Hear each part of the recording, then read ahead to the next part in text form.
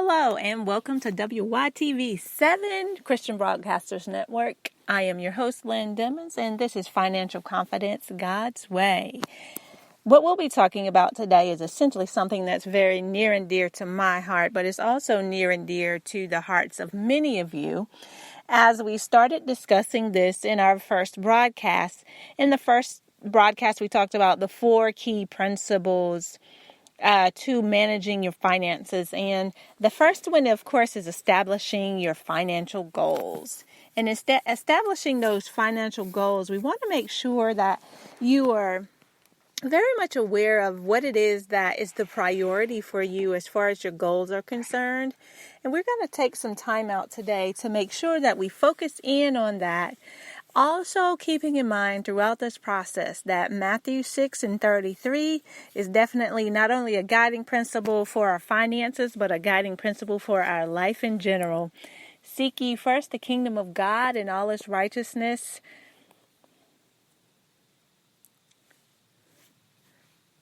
shall be added unto you. All right. So looking at this information we'll be talking about today, when we think about our goals, I want you to think about your money management style as far as your goals. And what is it? What type of life do you want to have? What's standing between you and your dreams, your future successes? And essentially the answer to that is nothing. Nothing if you set those goals and make an actionable plan for achieving them. Because my God says that He give us all things. He's created all things for us to enjoy. So there is no reason that we should not be able to create the life that we want to live. And if you've ever aspired to be comfortably secure or financially independent, even to be a millionaire, yes, I know for some of us that's passé or that's taboo. We don't want to talk about it. But reaching those aspirations basically requires you to set a goal. So just like in sports, you can't score without a goal, right? So within your life, you must have goals as well so that you can score or create the life that you want to live, to be able to give, to be able to save, to budget, whatever it is that you want to do. Because research also tells us that we need to not only consider eliminating debt and things of that nature, but successful people have written goals. Even when you go to work, right? When you go to your job, there are goals of the organization in which you work in. The goal is to reach X number of people. There are even performance management goals for individuals within the organization. Salespeople, you have goals because if you don't bring in X number of dollars, then your family, there's a great chance that they won't get fed. So if you write your goals down, and that's another key that I want to bring to you, as far as the vision is concerned, write the vision and make it plain, as it tells us in the Bible. You will achieve a higher percentage of your goals by imagining the successful achievement of those goals. And when you write your goals and use mental imagery to focus your thinking, you can actually rewire your brain so the neurons form new connections and make new pathways. And this helps you to achieve a higher percentage of your goals. So when we talk about setting goals for financial planning and life success can give us so many different benefits and rewards. There's motivation. Your goal can be that reminder for you. It can motivate you, and your life is moving towards something instead of floating to nowhere. When you think about your saving and spending, saving versus spending, looking at how much of your monthly paycheck should you save? How much should you spend on shoes and music and electronic devices? these are good questions, and without a set goal, you might see your shoe and iPod flourish while your finances suffer. And we definitely don't want that to happen, because if we remember from Proverbs 21:20, be sensible and store up precious treasures. Don't waste them like a fool. So we don't want our money to be wasted on these items. Yes, it's okay to buy some things, because everything was created by God and everything is put here for us to enjoy. But we have to be sensible in those purchases that we're utilizing, so that our financial situation, our finances don't suffer as a result of that spending. And then you want to think, as far as setting your goals, another benefit is the freedom, right? So you have freedom, and once you've set that goal, believe it or not, you become liberated from constantly worrying and wondering what you're going to do with your life. So when you plan and you set goals while you're young, or else when you wake up, right? No matter what age you are, maybe you're no longer young, right? You're not the youngest chicken on the farm. You maybe 95 years old. No matter what age, you can say, hey, what happened to my life, my money, and my dreams? You don't want to say that, but in that moment that you wake up, make sure that you set some goals to help you to move forward.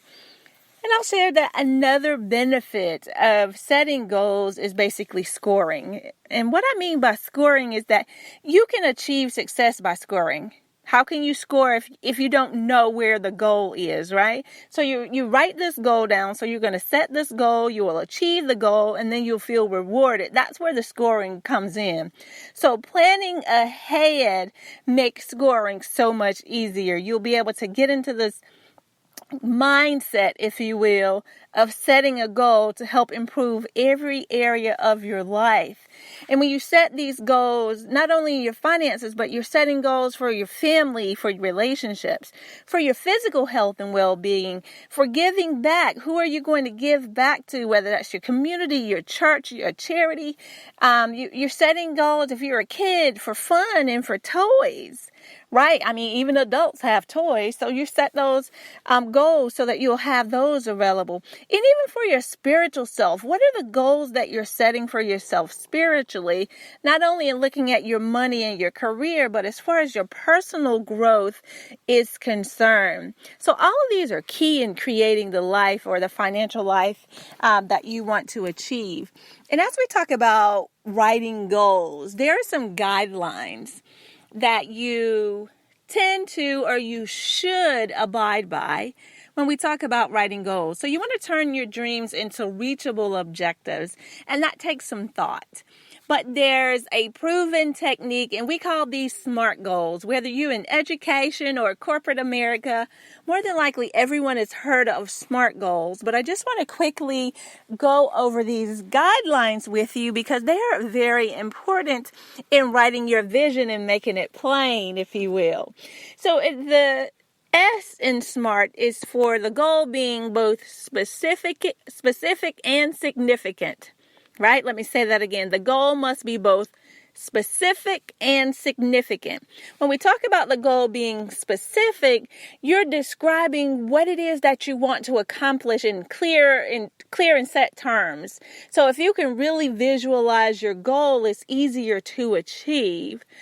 For example, if you're saving money to buy a car, it's much easier to keep that savings plan when you have the model, the color, the features you want in your car. Maybe you want heated seats in your car, or maybe you want XM radio, whatever the case may be, right? So once you have all of these things figured out, it's very easy for you to be specific in that regard. And then when we talk about being significant is where you make sure your goals are for what you want.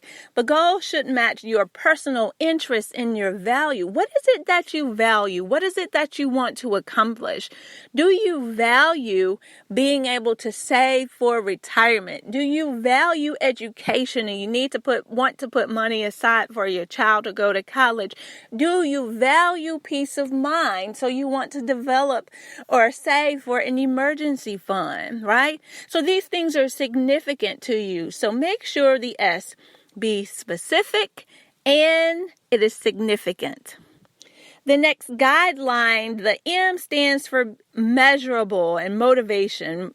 And when we talk about measurable, can you measure your goal? That is, you will know when you get there if this happens. So for example, I'll have a net worth of $2.5 million by my 40th birthday. I can actually measure that goal to determine whether or not I've met that milestone at my 40th birthday. And then as far as the motivation side of things, your goal should motivate you to move to the next level and beyond. It should keep you going until you achieve it. Okay? And the next guideline, of course, is attainable. Your goals must be attainable. And what I mean by attainable, you must be able to reach it. It must not be impossible to get there, right?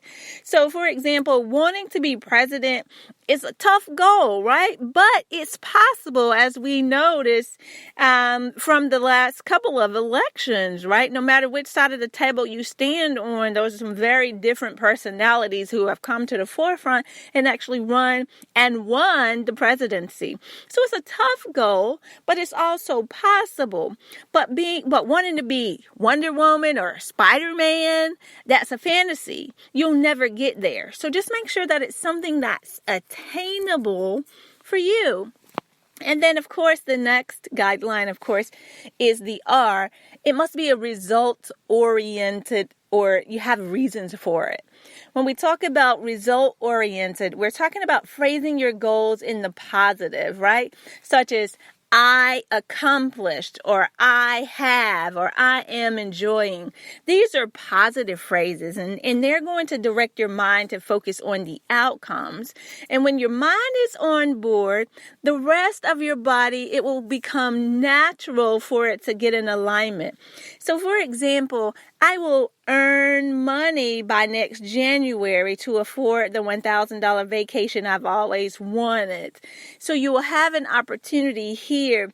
You can see an end result, and it's also positive in nature. And then, of course, identifying your reasons. Why do you want to accomplish that goal? So you need to decide on the reasons behind each goal that provides inspirations. For instance, if your goal is to be financially free, or if your goal is to give a certain percentage of money to your church, there's some reasons behind that goal. That might be you want to spend more time with your family and friends, or you want to help support an endeavor or an initiative that's happening at the church that's not currently funded, or you feel more secure about your future, or you want to stand out among friends and associates, but that in a good way, not in a bad way. So the reasons behind your goal are those things that keep you motivated to accomplish all your hopes and your dreams. And then, of course, last but not least, time driven. Your goals must be time driven. And in other words, give yourself a deadline, right? What is the time? What is the month? What is the year, that your plans, once everything operates smoothly, that you will need to write down those specific dates. You need a sensible time frame in order to work toward a goal and track your progress along the way. And an example of that would be, I have paid $2,300 of my credit card off by Memorial Day and will be enjoying myself on vacation. So now I know that my time, this is by Memorial Day, I have my amount, it's specific, it is positive, and I also know what the end result is and what's the reason behind it. So I've incorporated everything, every part of those guidelines into my planning for my goals. So if you'll remember that, this will help you to turn those dreams into reachable objectives. And again, this is going to take some thought, but it must be smart. It must be specific, measurable, attainable. You must have a reason for it, and it must be time driven.